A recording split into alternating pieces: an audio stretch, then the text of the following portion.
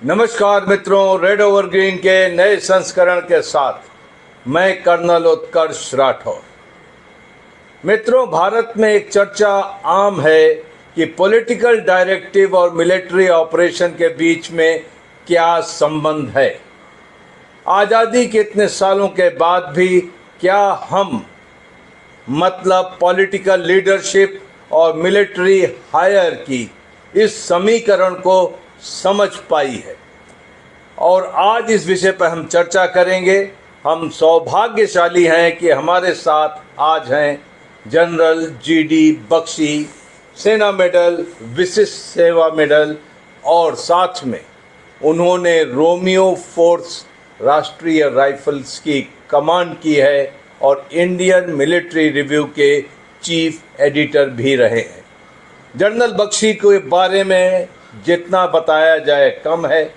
राष्ट्रीय सुरक्षा के बारे में उनके तेवर हमेशा तल्ख रहे हैं और अनकॉम्प्रोमाइजिंग अपनी ओपिनियन देने के लिए वो विख्यात है।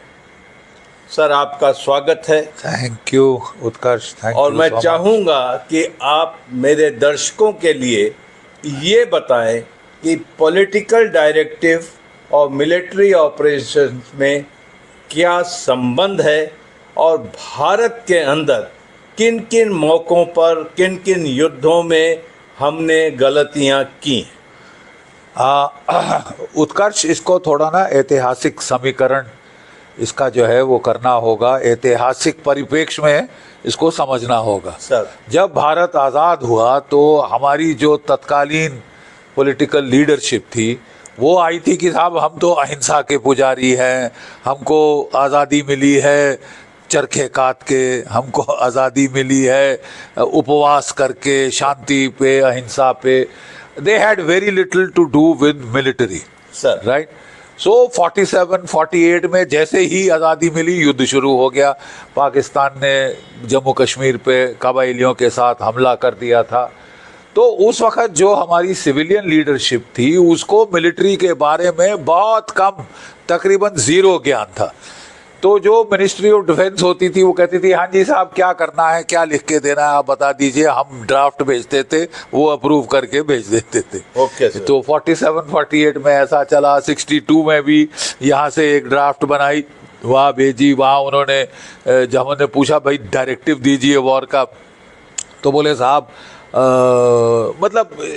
काफ़ी उस वक़्त जो थी कमी थी, बट देवर अवेयर कि हमको नहीं पता।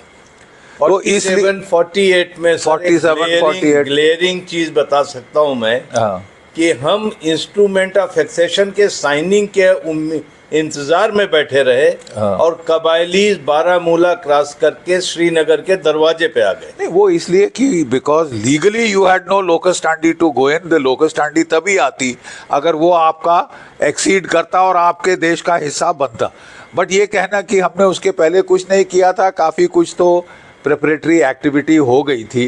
But you see that was a phase जिसमें एक अंग्रेज, लॉर्ड लुई माउंटबेटन आपका गवर्नर जनरल था, ठीक है, ब्रिटिश आर्मी चीफ सीएनसी था आपका, कमांडर इन चीफ था। रोज फोन पे वो जो है अपने जो ब्रिटिश काउंटर पार्ट था मैसर्वी, जनरल मैसर्वी पाकिस्तान में, उससे रोज बात किया करता था। तो वो तो अजीबो गरीब समीकरण था, मतलब it is not, you can't take it as a normal समीकरण। 62 में पिटने के बाद फिर थोड़ी होश हवास आई तो 65 तक कुछ हुआ, फॉर्मलाइज हो गया। 65 के युद्ध के बाद हमको काफ़ी मिलिट्री एक्सपीरियंस भी आ गया था। 1962 के बारे में कहा जाता है कि 1962 में भारतीय वायुसेना का उपयोग न करना भी एक पॉलिटिकल डायरेक्टिव था। उपयोग ना करना, उसके पीछे जो चर्चा ये है कि गिलब्रेथ जो था वो यूएस एम्बेसडर था सर। उसने नेहरू जी को डरा दिया कि अगर तुमने पाकिस्तान, चीन के खिलाफ एयर पावर इस्तेमाल करी तो वो आपकी सिटीज को बम्बार्ड कर देंगे, जबकि ये महज बकवास था sir. Pakistan, China had no major airfields in Tibet, number 1. Number 2, because of the high altitude, thin air, you could not take off with sufficient bomb loads. IL उसके जो bombers थे वो वहाँ थे ही नहीं, ठीक है, उसके वो मिग सीरीज के एयरक्राफ्ट थे, MiG-15, MiG-17, MiG-21 भी मेरे ख्याल शायद उनके बाद इक्विवेलेंट नहीं आए थे उस वक्त। We had a big advantage. हम लोग अपनी जो हमारी एयरफील्ड्स हैं वो तो ऑलमोस्ट सी लेवल पे थी, वहाँ से हम ऑपरेट कर रहे थे मैक्सिमम 1000 फुट से। We could have taken off with full bomb load और हमको काफ़ी फ़ायदा था, which we could have pressed home and possibly things would have been different.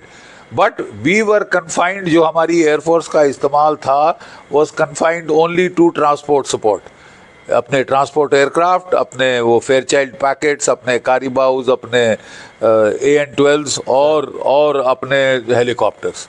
It was just confined to that, no offensive air support at all. और अगर इस्तेमाल किया होता, and which we could easily have done if Nehru ji hadn't listen to the advice of the American ambassador.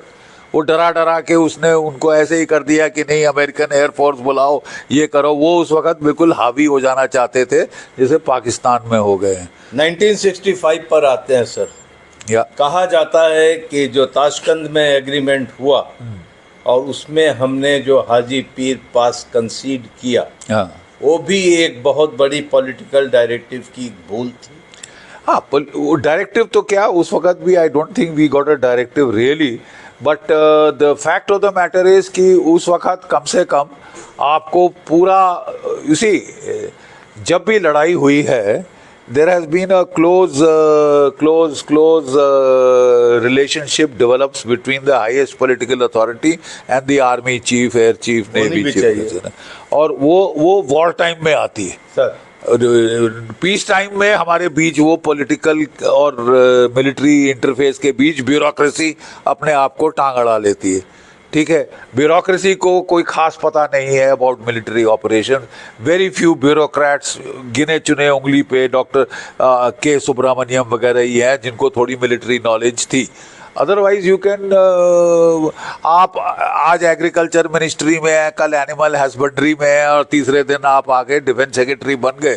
So what background do you have in defence? You see, अब थोड़ा formalise हो रहा है। अब कम से कम जो एक डिफेंस कार्डर जैसा बन रहा है अनऑफिशियल, कि वो जो भी आता है मिनिस्ट्री में जॉइंट सेक्रेटरी उसको NDC कोर्स करने भेजते हैं, वो ताकि थोड़ा सा उसको एक्सपोजर हो जाए, कांटेक्ट हो जाए। 1971 ऑपरेशन में अगर देखा जाए एक लैंडमार्क है ये, जहां पॉलिटिकल डायरेक्टिव और मिलिट्री ऑपरेशंस के बीच में वाकई एक हार्मनी थी, सामंजस्य था। जबकि मिसेस गांधी ने कहा जनरल सैम मानेकशॉ को ऑपरेशंस के लिए, उन्होंने कहा my army is not ready, और ही वांटेड टाइम। उन्होंने वक्त लिया और उसके बाद उन्होंने बांग्लादेश में और 71 डिलीवर्ड। तो ये एक बहुत ही खूबसूरत एग्जाम्पल हम कह सकते हैं। लेकिन कुल मिलाकर के पॉलिटिकल लीडरशिप या डायरेक्टिव ऐसे होते हैं जैसे कि हम मॉडर्न डे में महाभारत काल के युद्ध लड़ रहे हैं, एक हाथ पीठ के पीछे बांध कर लड़ रहे हैं। मैं ये क्यों कह रहा हूँ, 1999 कारगिल वॉर, दुश्मन ने LOC क्रॉस कर दी और हमने अपने ऊपर एक सेल्फ इम्पोजिशन लगाया कि ना हमारे ट्रुप्स क्रॉस करेंगे और ना ही हमारी एयर फोर्स क्रॉस करेगी, और जिसकी वजह से हमें बहुत नुकसान उठाना पड़ा। हाँ बिल्कुल। देखिए उस वक्त कुछ हद बंदिशें थीं। I was in the MO directorate at that time sir. तो मैं आपको बताना चाहता हूँ कि ये जो पहले तो ये हद बंदिश हमने लगाई थी अपने ऊपर, मिलिट्री ने, यू नो, मैं आपको, let me explain, I am giving you the inside story. हमने कहा कि अगर हम सीधा पलटवार कर दें सीमा के पार, इंटरनेशनल कम्युनिटी हम पे खूब दबाव डालेगी, बंद करो बंद करो बंद करो। मैक्सिमम 7 या 14 दिन लगेंगे हमको मिलेंगे ये करने के लिए। ओके। इन हाइट्स में जहां वो बैठ गए हैं, कोई 5 बटालियंस बैठ गई हैं on top of the Heights, उसको निकालने के लिए कम से कम 2 या 3 महीने हमको चाहिए थे। 14 दिन तो कोई मतलब ही नहीं, कोई मतलब ही नहीं। और फिर क्या होता, सीज फायर हो जाता, he would have been left in position of all most of what he had gained. कहीं कहीं हम लोग कुछ डेंट बना लेते, नहीं तो सब जगह वैसे के वैसे इन सितु वो जम जाता हमारी पूरी ले कारगिल ले श्रीनगर हाईवे के ऊपर ना। सो इसलिए सोचा गया कि साहब पहले we should not cross the border till, पहले हम सीधा धकेलने की कोशिश करते हैं, पहले तो अपने इलाके से खाली कराएं सर। सो 2-3 महीने उसका अंदाज था। प्री मानसून ऑप्शन था, पोस्ट मानसून ऑप्शन था। प्री मानसून ऑप्शन को ट्राई किया गया और उसके चलते उन्होंने बोला साहब पहले तो इसको बाहर धकेलने की कोशिश करेंगे। द प्लान वाज, और जनरल वीपी मलिक का प्लान था कि अगर ना हो पाया तभी हम जो है बॉर्डर के पार फिर जाएंगे, लेकिन आप शुरू से बॉर्डर के पार चले जाते तो आपको प्रॉब्लम हो जाती। तो जब हमने ये स्ट्रैटेजी समझाई डिफेंस मिनिस्ट्री को, जसवंत सिंह साहब थे, तो उन्होंने सडनली इसका बना दिया प्रिंसिपल कि साहब you will not cross the LC, जो कि लड़ाई होगी वो सब हमारी साइड ही होगी, और जो एक हद बंदिश बन गई बाद में।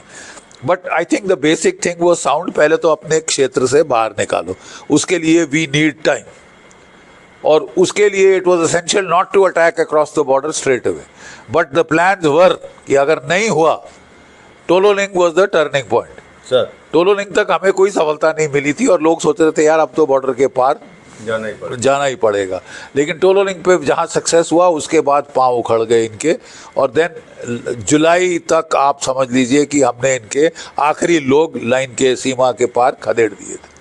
Sir So that was the- operation Sindoor की। करेक्ट। ऑपरेशन सिंदूर में ये चर्चा आम है कि रात 6-7 को जब ऑपरेशन शुरू किया भारत ने, तो अभी धीरे धीरे बात छन करके आ रही है कि पॉलिटिकल डायरेक्टिव था कि सिर्फ टेरर कैंप्स और टेरर हेडक्वार्टर्स को ही निशाना बनाया जाएगा। हाँ। और उसके बाद इस कार्य में हमें कुछ नुकसान भी उठाना पड़ा, जिसके बारे में चीफ ऑफ डिफेंस स्टाफ ने सिंगापुर में कहा, और बाकी मीडिया में भी ये बातें हैं कि वी लॉस्ट एयरक्राफ्ट। करेक्ट। तो यहाँ पर एक सब लोग ये बात कहते हैं कि suppression of enemy air defence seed operations के लिए इंडियन एयरफोर्स डिमांड कर रही थी, लेकिन इस हठ धर्मिता की वजह से कि पहले हम टेरर कैंप को एड्रेस करेंगे, ये चीज़ हमें करनी पड़ी। और सिर्फ 12 घंटे के बाद, सिर्फ 12 से 24 घंटे के बाद हमें सीड ऑपरेशंस करने पड़े। इनफैक्ट हमें 7 तारीख की सुबह करने पड़े। तो ये पॉलिटिकल डाइकोटोमी आप नहीं देखते यहाँ पर?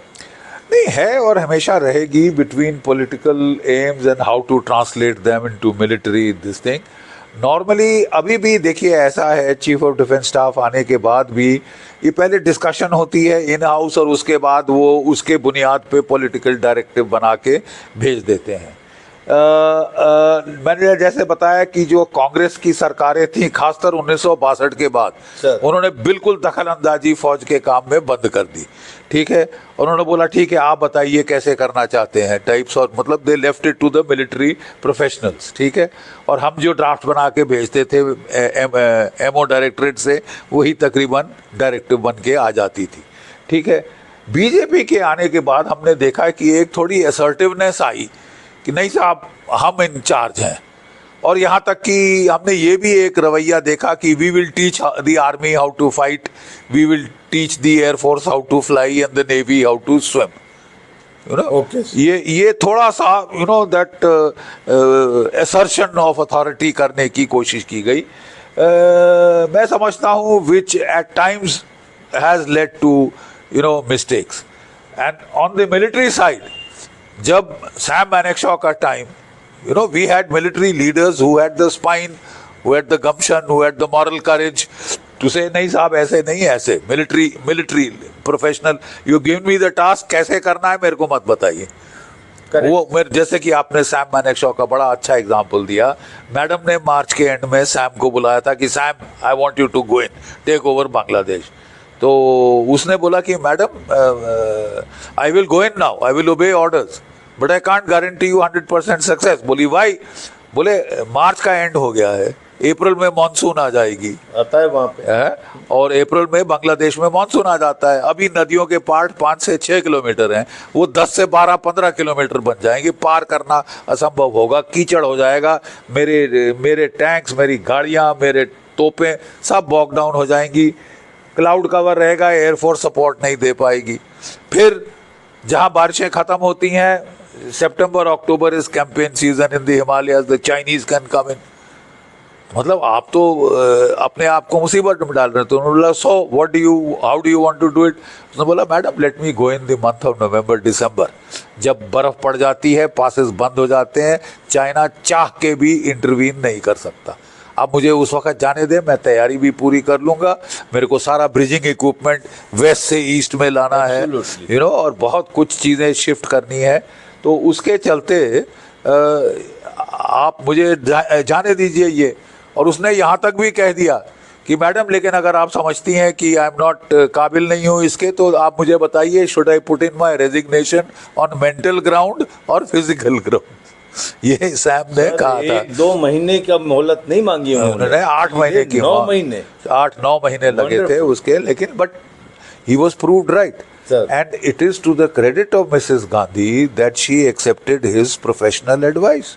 मतलब उनको भी समझ आ गया कि जो कह रहे हैं उसमें लॉजिक.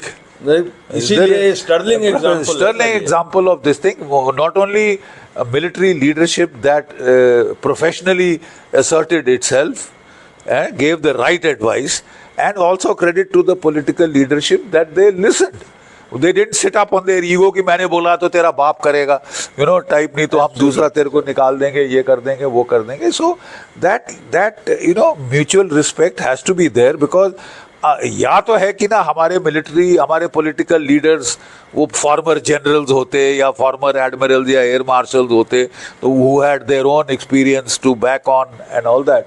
ऐसा तो कुछ है नहीं. कोई, माफ़ कीजिए, सिर पैर नहीं पता हमारे पॉलिटिशियंस को about the armed forces. Sir, सिर पैर नहीं पता. मैं I say it with lot of conviction, you no.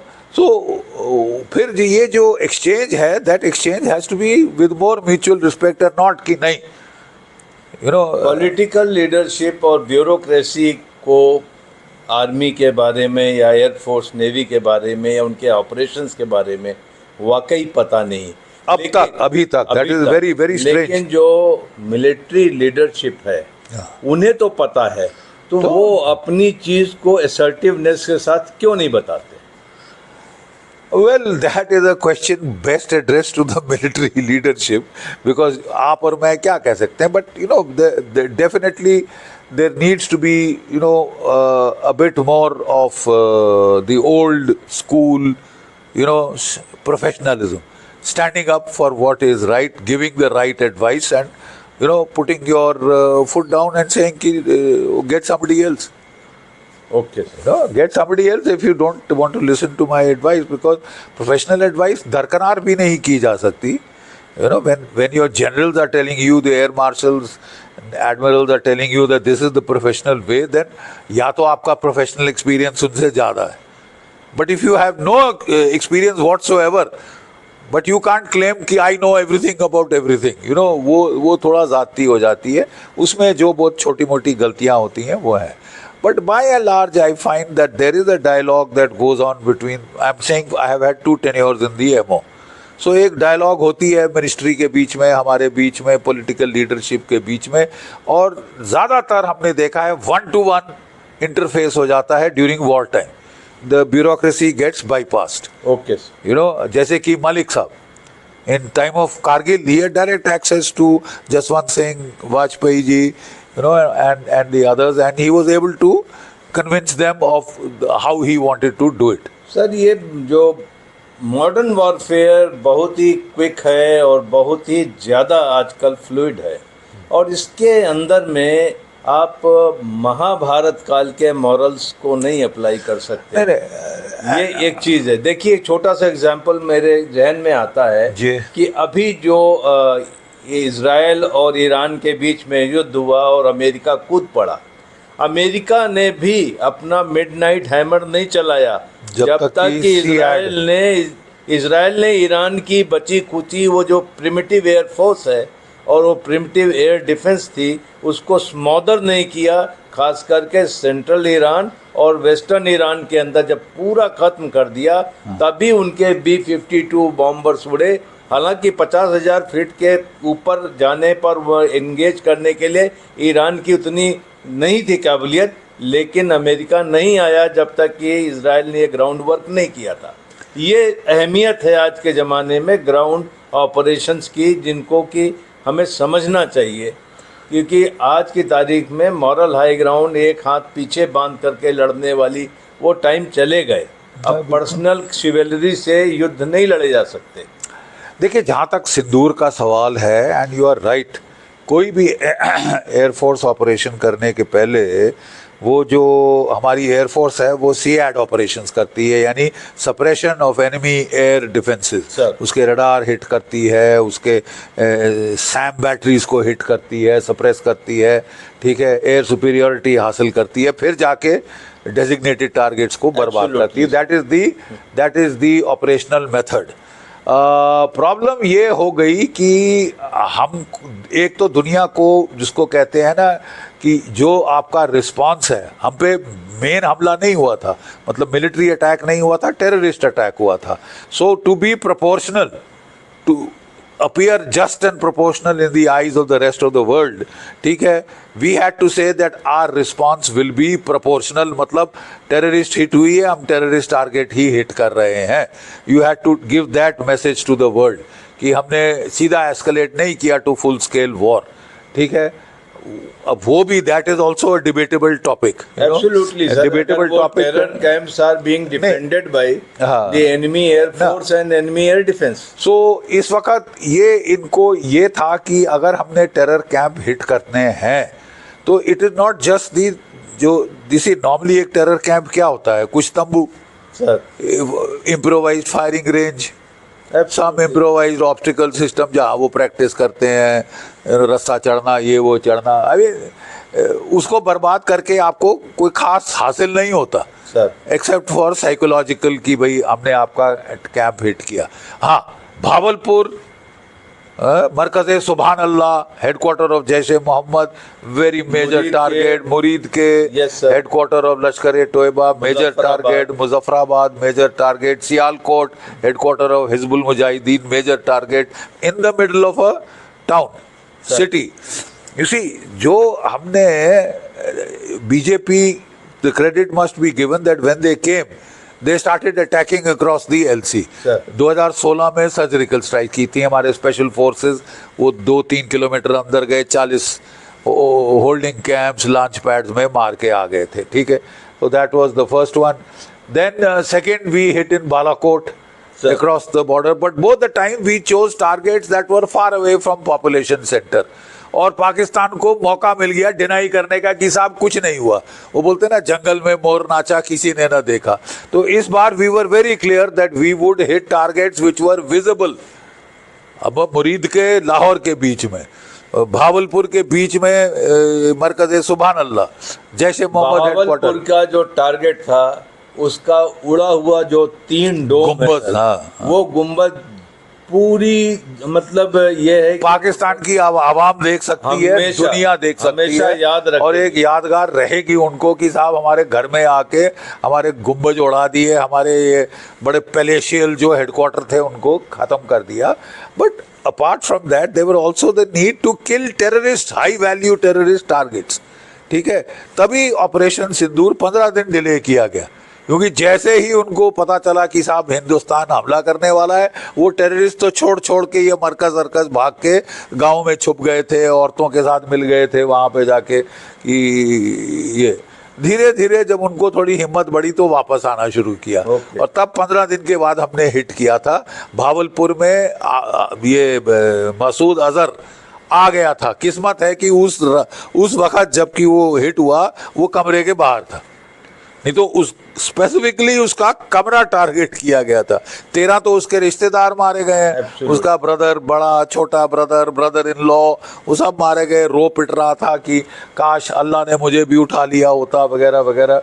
तो ये जो है one of the parameters was कि hit the camp with the targets, the high value terror targets, ताकि ऑर्गेनाइजेशन का नुकसान हो, बिकॉज वो रिक्रिएट करना, इंफ्रास्ट्रक्चर आप दोबारा बना सकते हैं। ये मरकज़ सुभान अल्लाह के लिए $10 मिलियन दिए थे, किसने? ओसामा बिन लादेन ने बनाने के लिए। और जो पहला ग्रांट जो दिया है ये IMF का एड पैकेट मिलने के बाद, वो कई करोड़ों का उसने दिया है फॉर रिकंस्ट्रक्शन ऑफ सुभान अल्लाह एंड मरकज तैयबा जी हाँ, हेडक्वार्टर अभी दिया है। अभी दिया है। शाबाश तो Sharif. Infrastructure can be recreated. High value terror targets जो एक्सपीरियंस है उनका टेररिज्म का वगैरह, वो थोड़ा that is the major loss, and it was for that even from the military side you had to accept this. But I agree with you कि to the extent that who are the real terrorists? ये जो terrorist हैं जिनको आप terrorist बोल रहे हो वो तो एक्सपेंडेबल है, डिस्कार्डेबल है। सर आप आज 10 टेररिस्ट मारो, वो कल 50-100 और खड़े कर देगा। भुखमरी है उस मुल्क में, ठीक है। वो अपने 12-12 बच्चे हैं एक फैमिली में, खिला नहीं सकते, खिलाने के लिए मदरसे भेजते हैं। मदरसे में ट्रेन होता है, चला जाता है, मारा जाता है, कोई फर्क नहीं पड़ता ना पाकिस्तान की फौज को ना पाकिस्तान की सरकार को। Very cheap, no cost, low cost option है, ठीक है। असली टेररिस्ट है पाकिस्तान की फौज, पाकिस्तान की ISI। And why should we go by the Pakistani distinction कि ये तो नॉन स्टेट एक्टर है साहब, हम तो गंगा जल से धुले हुए तुलसी के पत्ते हैं। हमने तो कुछ नहीं किया। क्या कुछ नहीं किया? आपने रिक्रूट किया, आपने ट्रेन किया, आपने हथियार दिए, एमुनेशन दिए, ग्रेनेड दिए, IEDs दी, आपने इन्फिल्ट्रेट कराया, और जब ऑपरेशन होता है तो आप सैटेलाइट फोन पे कंट्रोल करते हो। You are equally a justifiable target. Absolutely. तो ये हमको सीधा हिट करना चाहिए था like a military operation. Lesson learned is कि now you forget about this drama कि हम केवल टेररिस्ट मारेंगे, हमारी एस्केलेशन नॉन एस्केलेटरी है। आई मीन ये तो विरोधाभास है ना। नहीं सर, वो escalation can't be non escalatory. तो हमारे बातचीत का ये जो है यही है कि एक कंट्री के अंदर जहां पर टेररिस्ट हैं और जहां की कंट्री की पॉलिसी है कि टेररिज्म एक स्टेट स्पॉन्सर ऑफ टेररिज्म है, तो ये डिस्टिंक्शन करना व्यर्थ है। बहुत ही टेररिस्ट मारेंगे बेमायने है, बेमायने है, और नुकसान हो जाता है हमारा उल्टा। देश की मिलिट्री कैपेसिटी को इनकैपेसिटेट करना ही सही मायने में एक मिलिट्री विक्ट्री होगी। देखिए, तभी जो हमारी नई स्ट्रेटेजिक डॉक्ट्रिन आई है उसमें क्लियर कर दिया है, any act of terrorism will be deemed an act of war. Absolutely, sir. And then we will fight a war. We will not go only for terror targets and only for camps and headquarters and हम military को नहीं मार रहे। क्यों नहीं मार रहे? मारेंगे क्योंकि असली कल्प्रिट पाकिस्तान की फौज और ISI है। Absolutely, sir. So they should get hit and get hit hard. And I think the message has been conveyed कि no nuclear threshold we will bother about, because कोई nuclear threshold पाकिस्तान के पास असली में है भी नहीं। उसके जो न्यूक्लियर हथियार हैं उस पर अमेरिका की अच्छी जकड़ आ गई है, ये तो क्लियर हो गया इस बारी। नूर खान का जो बेस था वो अमेरिका ने बना के दिया है। मुरीद के का drone headquarter control base America ने बना के दिया था। General electric company of America ने दोनों कमांड बंकर्स बनाए थे। सारा फैराडे केज, सैटेलाइट कम्युनिकेशन, वो सब अमेरिकन ने लगाई थी वहाँ पे। और कहा जा रहा है कि जो नूर खान का बेस था that was also the nuclear command authority, और तभी पाकिस्तान हिल गया था जब न्यूक्लियर कमांड अथॉरिटी गई। 500 मिलियन के तो ये कमांड पोस्ट था जो खत्म हुआ। अमेरिका भी घबरा गया, उसने तब भी हम पे दबाव डाला कि बंद करो बंद करो बंद करो। ये तो हमारे लोग, लगता है कि कुछ अमेरिकन भी मारे गए हैं बीच में। I would not be too surprised, because ये पूरी फैसिलिटी अमेरिका ने बनाई थी, अमेरिका ने कंस्ट्रक्ट करी थी, ऑपरेट करने में भी वो हेल्प दे रहे होंगे। सर, आपने इस मुद्दे पर बड़ी बेबाकी से प्रकाश डाला और कुछ अनछुए पहलू और बहुत ही अनहर्ड स्टोरीज भी बताई। हाँ, हिंदुस्तान के अंदर पॉलिटिकल डायरेक्टिव और मिलिट्री ऑपरेशंस और पॉलिटिकल लीडरशिप और मिलिट्री लीडरशिप के बीच में एक बहुत ही बड़े तालमेल की ज़रूरत है, बिल्कुल, जो कि हम उम्मीद करते हैं कि वक्त के साथ साथ आएगी। आपका बहुत धन्यवाद sir. Thank you very much. Thank you Utkarsh.